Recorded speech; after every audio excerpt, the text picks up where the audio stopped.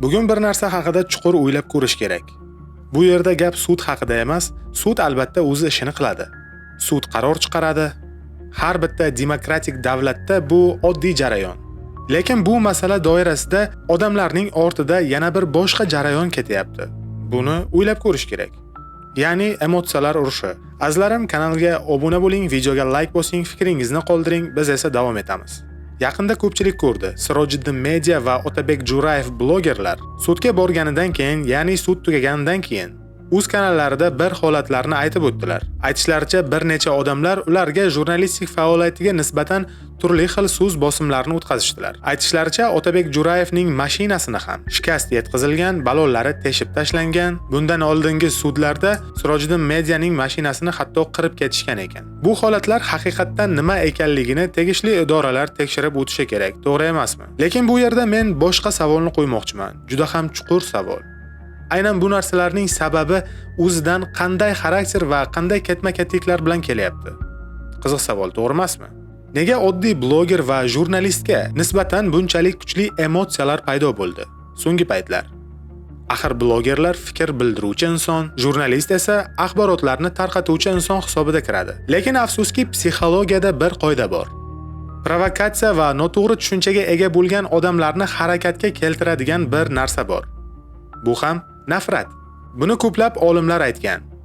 Masalan, ijtimoiy psixologiyada emotsional mobilizatsiya degan tushuncha bor. Bu odamlarni mantiq bilan emas, balki hissiyot bilan harakatga keltirish tushuniladi. Agar odamlarning qalbida nafrat uyg'onsa, ular tezkor reaksiya qiladi. Va bularning sababini hozir sizlarga ketma-ketlik bilan tushuntirib beraman. Fikringizni albatta qoldiring. Kanalga obuna bo'lish ham esingizdan chiqmasin azizlar. Neytral pozitsiyada bo'lsangiz, men uchun shunchalar yaxshi.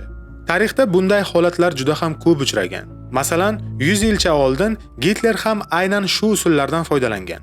U odamlarni qonuniy va iqtisodiy hisob-kitoblar bilan emas, balki nafrat va emotsiyalar bilan birlashtirgan. To'g'risini aytganda, nafrat juda ham kuchli resurs. Agar uni boshqarishni biladigan odam bo'lsa, u jamiyat oldida juda ham katta ta'sirga ega bo'ladi. Shu yerda muhim savol tug'iladi. Keling, juda ham oddiy mantiq bilan o'ylaylik. Sovuqqon mantiq bilan. Kim xavfliroq? Oddiy fikr bildiruvchi jurnalistmi yoki millionlab auditoriyasini fikrini shakllantira oladigan shaxsmi? Bu yerda gap kimnidir ayblash haqida emas, balki shunchaki ko'pchilik ahamiyat bermaydigan oddiygina psixologiya. Chunki har birimiz insonmiz. Inson psixologiyasi tarixlar davomida yillar va kunlar, oylar ichra o'rganilib kelinayotgan fandir. Chunki ta'sirga ega insonning har bir gaplari ko'p odamlarning hissiyotlariga ta'sir qiladi. Agar gaplar qattiq, ayblovlar baland, haqoratlar yoki diniy baholar bo'lsa, bu ba'zi odamlarda kuchli reaksiya uyg'otishi mumkin. Yana bir psixologik haqiqat. Buni inkor qilib bo'lmaydi. Ijtimoiy psixologiyada yana bir tushuncha bor, ya'ni dehumanizatsiya. Bu insonni inson sifatida emas, balki yomon obraz sifatida ko'rsatish. Masalan, so'nggi paytlar kuzatilayotgan narsalar, ya'ni u xiyonatchi, ular dushman, ular yomon odam. Shunday iboralar odamlarning ongida juda ham kuchli emotsiyalar uyg'otadi.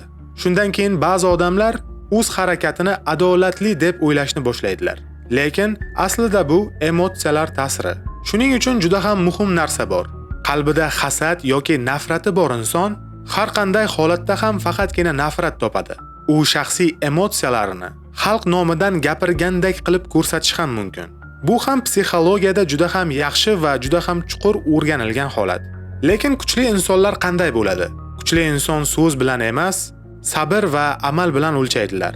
Haqiqiy kuch bu odamlarni nafratga chaqirish emas. Haqiqiy kuch bu odamlarni adolat, sabr va fikrlashga chaqirishdir. Shuning uchun bu masalaga hissiyot bilan emas, chuqur aql bilan qarash kerak. Aslida jamiyatni buzadigan narsa bu nazoratsiz emotsiyalardir. Xo'sh, ushbu nazoratsiz emotsiyalarga boshidan boshi qanday ta'sirlar bo'lyapti? Birdaniga aytib o'taman, o'zingizni fikringizni qoldiring, videoga like bosing, kanalga obuna bo'lish esingizdan chiqmasin. Har birimiz mu'min kishimiz va bu gaplarni to'g'ri talqin qilib to'g'ri tushuning. Bu yerda biz kimnidir ayblash yoki bo'lmasa imijiga putur yetkazishni o'ylaganimiz yo'q. Aksincha, bu yerdagi mexanizm hozirgi paytda qanday ishlayotganini sizlarga oddiy qilib tushuntirib beryapman. Bu yerda yana bir juda ham nozik masala bor. Keyingi paytlarda jamiyatda diniy mavzuda fikr bildiruvchi ayrim blogerlar ham katta auditoriyalarga ega bo'lib qoldi. Bu tabiiy holat, chunki muqaddas dinimiz har bir insonning hayotiga juda ham muhim o'rin tutadi va bu narsa haqiqatdan ham to'g'ri yo'nalish. Lekin bu holatda va ijtimoiy psixologiyada yana bir narsa o'zini borligini sezdiryapti. Ta'sirga ega insonning har bir so'zi oddiy bir so'z emas, afsuski bu gaplar signalga aylanib qolyapti. Ya'ni minglab odamlar eshitadigan bir inson, uning gapi ba'zan oddiy fikr emas, balki yo'nalish bo'lib qabul qilinadi.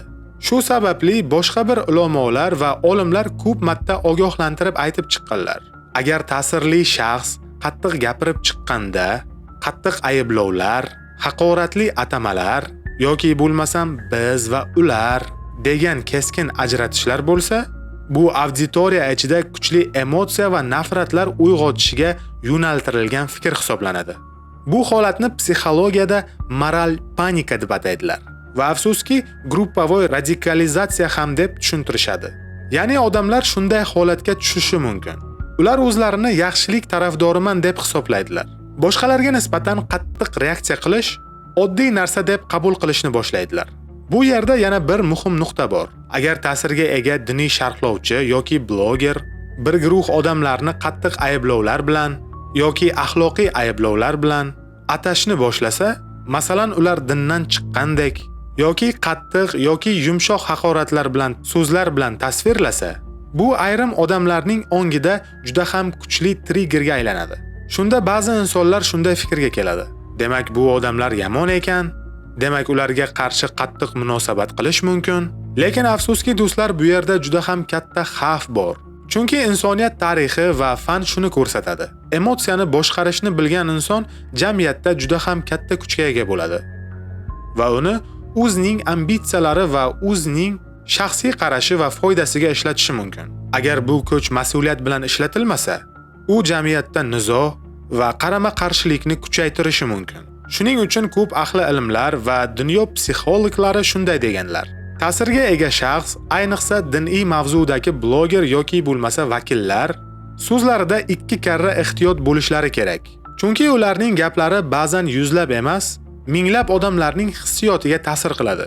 Shu nuqtai nazardan qaraganda, jamiyatda va ba'zi holatlarda odamlarni ba'zi birlar noto'g'ri fikrlarga yo'naltirib qo'yapti. Chunki ayrim keskin bayonotlardan keyin odamlarning orasidagi muhit ham keskinlashib ketishi mumkin. Bu yerda yana bir ilmiy tushuncha bor. Sotsial ta'sir va xarizmatik liderlik. Bunda odamlar ba'zan shaxsning o'ziga ishonib, uning gaplarini chuqur tahlil qilmasdan qabul qilishadilar. Shuning uchun ilmda doim bir narsa qayta-qayta aytiladi. Ta'sir bu nafaqat imkoniyat, balki juda ham ulkan mas'uliyat hisoblanadi. Chunki noto'g'ri yo'naltirilgan emotsiyalar ba'zan jamiyatda keraksiz keskinliklarni keltirib chiqaradi. Shu sababli aqlli jamiyat doimo shunday savol beradi. Ta'sirli insonlar odamlarni tinchlikka chaqiryaptimi yoki bo'lmasam emotsiyalarni kuchaytiryaptimi? Bu savolni har birimiz o'ylab ko'rishimiz kerak. Chunki tarix bir narsani juda ham ko'p bora ko'rsatgan.